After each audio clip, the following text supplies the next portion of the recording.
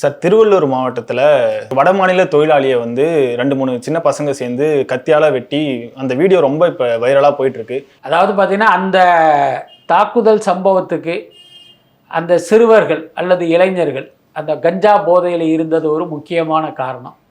But எனக்கு தெரிஞ்சு பார்த்தீங்கன்னா அவர்களுக்கு கஞ்சா போதை மட்டும் இல்லை, இன்னொரு போதையும் இருந்ததால் தான் இந்த தாக்குதல் நடந்ததா நான் நினைக்கிறேன். என்ன காரணம் அப்படின்னா, அந்த தாக்குதலுக்கு உள்ளானவர் வந்து வடமாநில இளைஞர், புரியுதா இல்லையா, வட மாநிலத்தை சேர்ந்த ஒருத்தர். அப்போ அவரை வந்து இவங்க தாக்கியிருக்காங்க அப்படின்னா வெறுமனே கஞ்சா போதையில் மட்டும் தாக்குனதா நான் நினைக்கல.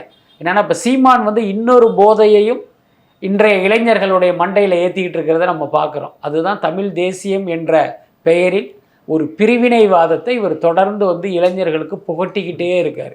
ஸோ அதை கேட்டு கேட்டு மூளைச்சலவை செய்யப்பட்ட இளைஞர்களும் கூட வடமாநிலத்தவரை பார்த்திங்கன்னா தன்னுடைய எதிரியாக கிட்டத்தட்ட ஒரு பாகிஸ்தானை சேர்ந்தவனை பார்க்குற மாதிரி தான் பார்க்குறாங்க. அதுதான் இங்கே நடந்துக்கிட்டு இருக்குது. இன்னும் சொல்லப்போனால் வட இந்தியர்களை வடக்கன் அப்படிங்கிற ஒரு வார்த்தை கொண்டு அழைப்பதெல்லாம் நம்ம பார்க்குறோம்.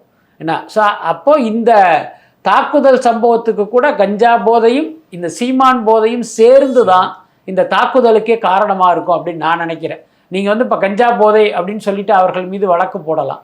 ஆனால் அந்த சீமான் போதையை ஏற்றி சீமான் மீது என்ன வழக்கு போடுவீங்க? அது ஒரு முக்கியமான கேள்வி. ஏன்னா நாட்டின் இறையாண்மைக்கு எதிராக வந்து யார் இயங்கினாலும் அவர்களை வந்து காவல்துறை கைது செய்து சிறையில் அடைக்கிறது தொடர்ந்து நடந்துக்கிட்டு இருக்கு. ஆனால் சீமான் வந்து கிட்டத்தட்ட 10 வருடங்களாக பிரிவினைவாதத்தை பேசிக்கிட்டு இருக்காரு. அவர் மீது ஒரு வழக்கு கூட போடலை இதற்காக, புரியுதா இல்லையா? ஆனால் இதே பிரிவினைவாதத்தை நீங்களோ நானோ பேசியிருந்தா தேசிய பாதுகாப்பு சட்டத்தில் நம்மளை உள்ளே தள்ளியிருப்பாங்க. ஆனால் சீமான் மீது மாநில அரசும் சரி ஒன்றிய அரசும் சரி ஒரு கரிசனத்தோடு இருக்காங்க. என்ன